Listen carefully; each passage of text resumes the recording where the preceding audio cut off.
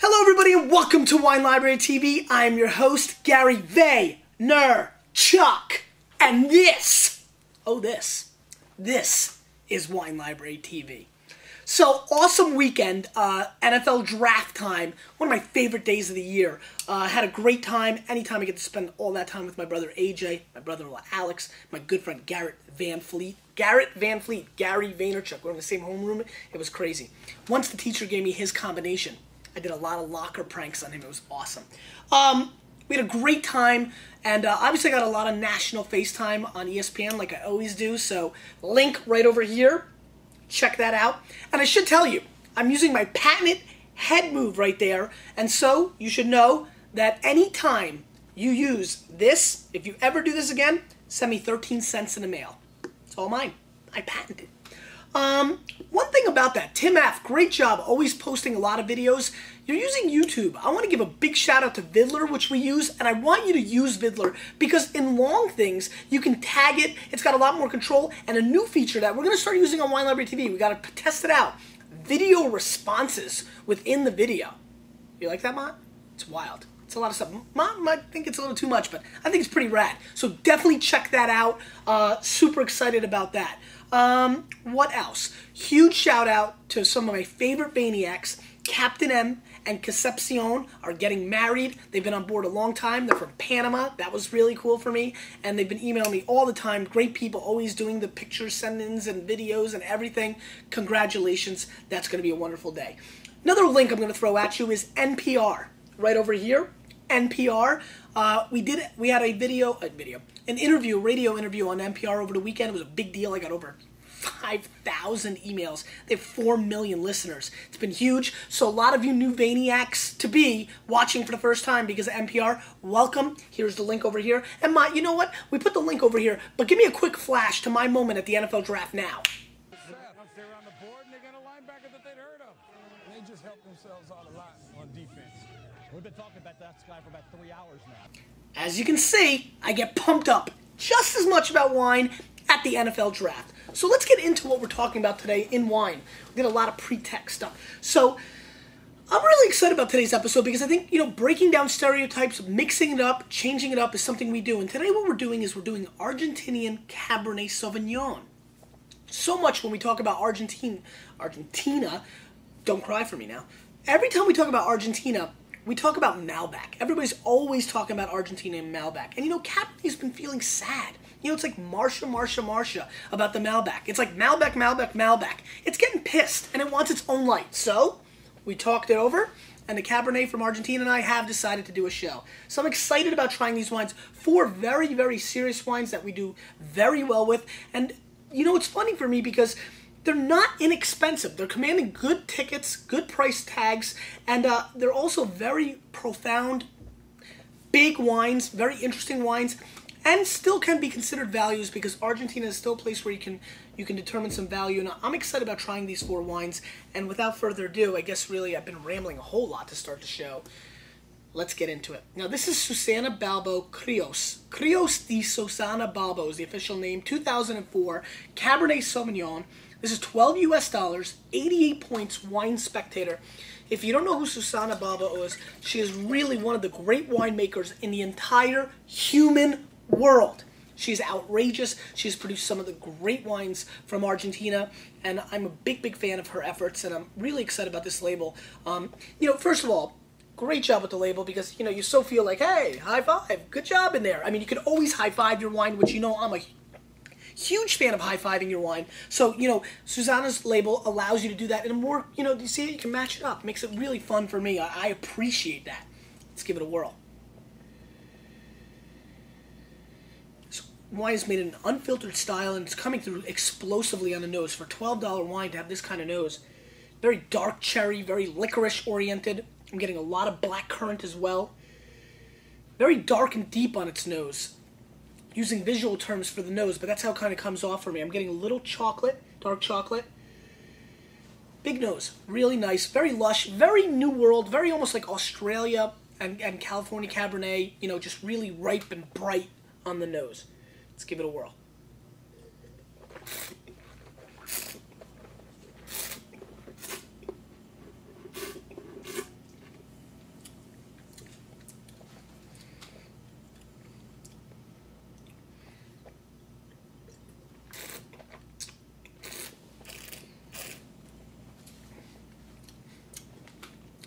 Nice, nice balance of fruit and finesse in this wine. A little over the top for me, a little too much heat. This wine is 13.9 alcohol, and I feel every bit of it. Little disjointed, so that concerns me. The heat is clear and obvious on the palate. Hopefully that will go away over time. Maybe 6 more months to a year of cellaring can allow the fruit to round out and kind of hide a little bit of that heat, but it's there now. It's vibrant and it's exciting. It's very much bouncing around your palate. It's definitely New World. I get a very obvious dark chocolate flavor coming through with a big infusion of like blueberry jam, the kind that you get in a very small jar in those little restaurants. You know, I'm talking like that size, and you kind of like, you steal a couple, you know. Yeah, exactly, that kind of, no, not the ones you peel off that are real tiny, but the little bigger jars in those like bread and breakfast places in Rhode Island. That kind of jam. It's nice, it's solid. It's a little too New World for me. It's a little fakey, and there's a clear high level of residual sugar, like a sugar component, that really makes it a little high C for me. I think this is a little bit disappointing for me, actually. I'm going to score this wine 84 points.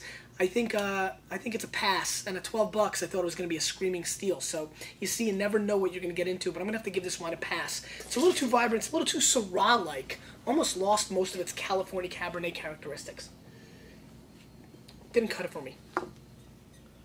Cocodrilo Cabernet Sauvignon from Nativo is the producer, Nativo.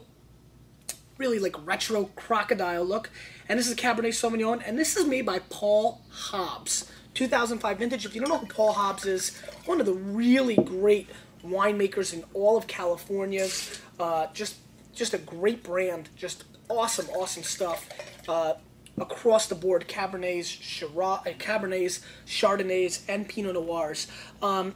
This is from Oak Barrels. This is really interesting. This has been a brand that's done extremely well for him. This is $14 US. Very dark color. Very intriguing to see how big this brand has become. It started off real slow, but it's really, really picked up a lot of steam. It is from Mendoza, which is the prime spot in Argentina to produce wine these days. Let's give it a whirl. Very smoky aspect on the nose that I like quite a bit. And just kind of like a smoky charcoal blackberry flavor coming through.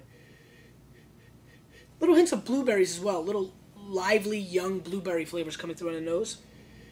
But yeah, definitely a smoky charcoal aspect that's real nice. Not the best nose I've ever smelled. You know, just the bouquet's kind of one-dimensional, but there's a little flavor going on. It's a young wine. Again, it's 2005, so it could still be very tight. These wines have been open for about, 2-3 hours. Let's give it a whirl.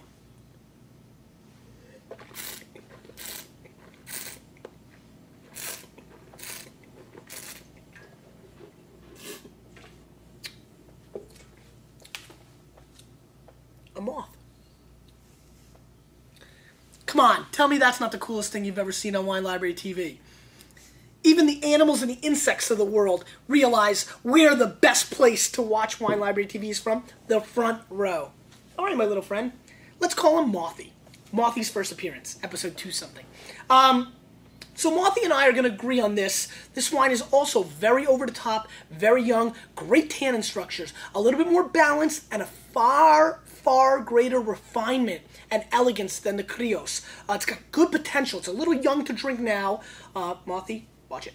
But it's something that I see evolving and becoming a lot better. I like this wine right now. It's got good grip. And what I mean by that is it just really attacks your palate, and it's complete. It's together, and there's a great segue of flavors across the entire flavor profile of this wine. Very dark. It's got a little bit of like, it actually has like an incest. Like what you do when you hide when you do something bad. Incest. When you, what is that? When you put it on fire and smokes up the room. Incense, sorry. I'm from Belarus. I can't pronounce everything. It's got a little component of that on the mouth, which is really weird. A little bit of a mineral charcoal kind of aspect. I like this. It's an intriguing little wine. It's very much worth $14. I'm going to score the wine 89 points. I mean, it didn't really plateau to a 90 to me, But Mothy and I agree that over time this wine has greater potential, and Paul Hobbs once again has delivered a very serious bottle of wine. A little too over the top, New World fan driven, no doubt. Old World fans are going to have to chill. I'm going to have to do a whole week of Old World fan driven wine because they get tossed out of the room way too much. Even I'm pretty much more of an Old World fan, so let's move on. Excuse me, Mothy. See how Mothy reacts to being poured. Oh, Mothy went away. Okay, now this is the Cadu Single Vineyard Mendoza Cabernet Sauvignon 2002 vintage, 92 points, Steven Tanzer, $32 US, and this comes to you from Nieto is the producer. Nieto, Nieto. Really great producer of like inexpensive, under $10 wines that we've done tremendous with. I'm dying to try this Cadu, and I'm really excited about it. Again, really great color coming through. Oh, this is nice. Now this nose is really refined, beautiful on the nose. I'm getting some jalapeno peppers dancing in a synergy, a little dirty dancing between the jalapeno peppers and a dark chocolate bar. I mean, really cool with like, you know, they're getting really in there together. So that's really nice. Getting a little hint of oak coming through, which is real subtle. Mott's shaking his head because the nose is taking over the entire room. By far the most fragrant and aromatic wine of the three wines, no doubt. And obviously for me, that's a big deal. I think it's a huge part of the drinking wine process that's overlooked by way too many people. This is beautiful. There's little hints of cinnamon, little clove that numbs your tongue, you know. Almost like a green pea soup aspect that's real subtle on the finish of the nose, which is quite interesting. This is a very intriguing little wine. The nose alone is worth $10. Let's see if the wine can bring the thunder. 14% alcohol.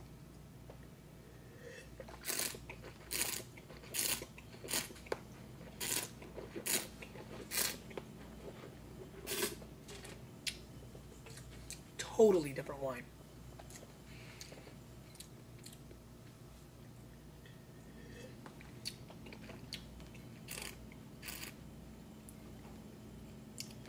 Very intriguing. Okay, so this is totally a very interesting contradiction. Kind of like I am. I have a lot of contradictory movements and things that I do in my life. You know, I'm loud, but I'm quiet. No, I'm really just loud. But here's what this wine's doing.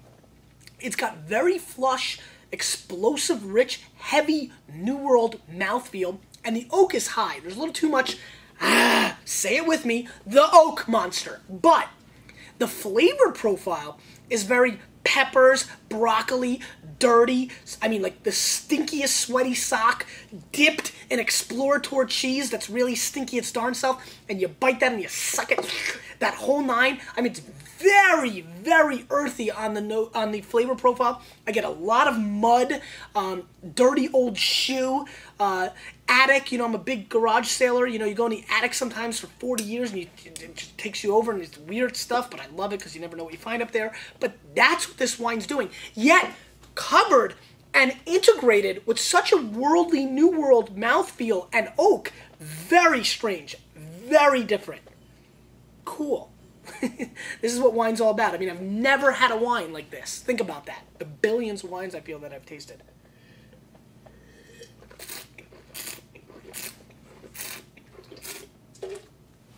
It starts off so new, and it gets so old.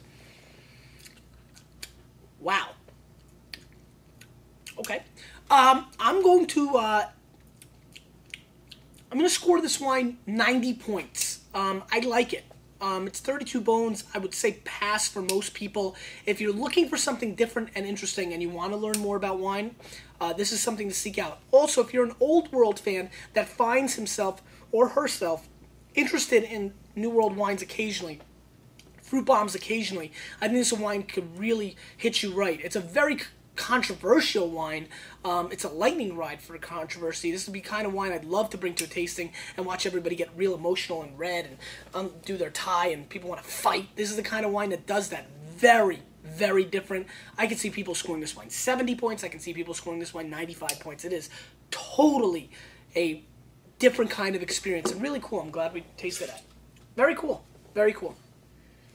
Real cool. Cool. Real cool.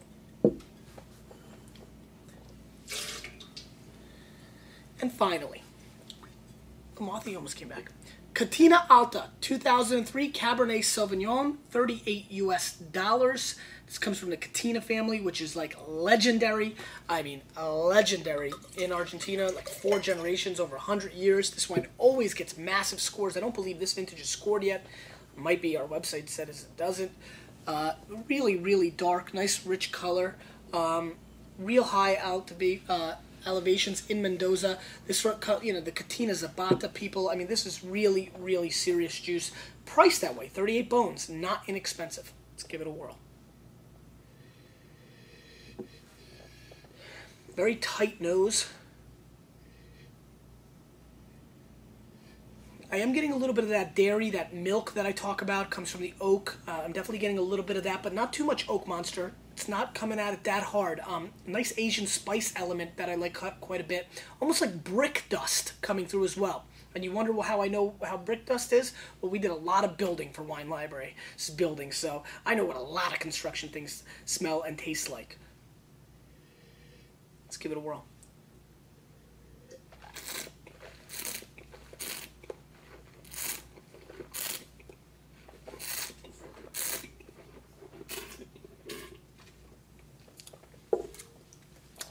It looks like somebody decided to bring the thunder on this episode.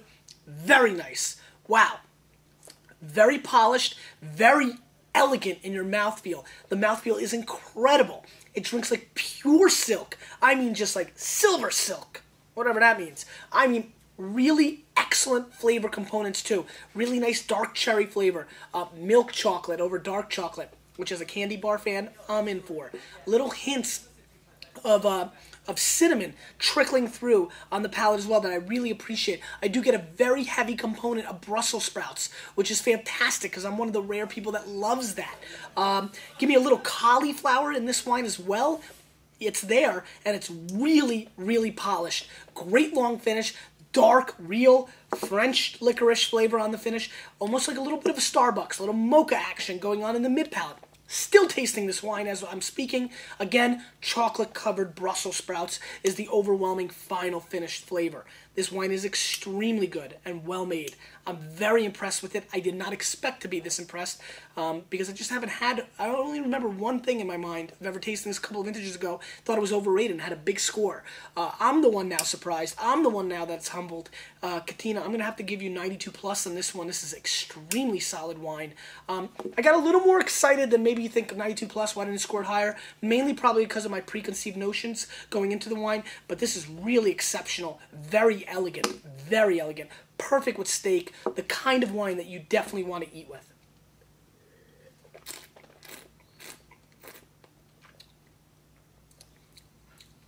It's nice. It's got a great balance between fruit and the overall terroir of this area. Really nice. Good job. Awesome. Okay. So, question of the day. Got into a big discussion at the NFL draft. That's right. We're talking wine at the NFL draft. Football fans like wine too. And we talk about overrated wine, so it got me thinking. I have to ask you, what is the most overrated wine you have ever had? Whether it had a big score, whether I told you it was phenomenal and went berserko, whether New York Times did, the Wall Street Journal, all your friends. What wine was the most overrated wine to you? Because let's be serious. You, a little bit of me, I mean like the moth guy, Mothy. We're changing. And Mothy's right? Mothy's got to be here. And Mothy, we're changing the wine world, aren't we?